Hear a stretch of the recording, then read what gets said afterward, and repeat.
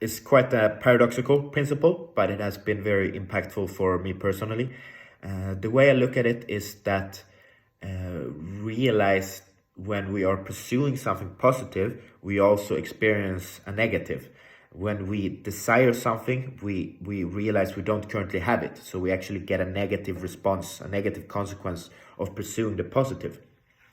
That is not to make a point that we should be less ambitious. It's more about balancing ambition and gratitude, because the law also works in reverse, in that when we accept or even pursue something that seems negative, we get a positive outcome from it.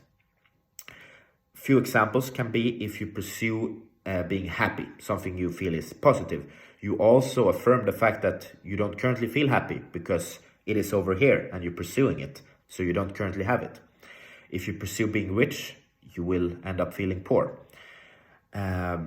However, again, if we flip it and we realize that oftentimes embracing something that feels negative has a positive outcome.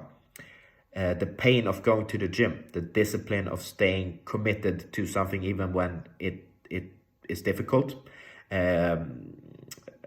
embracing confrontation and difficult situations in the moment almost always has a positive outcome. And I think this law demonstrates why that is really well. And for me, the takeaway of that then becomes emotions can't really be trusted. They are very fluctuating, and we need something more stable to navigate and act from. Values. We need to establish things to live by, principles and values.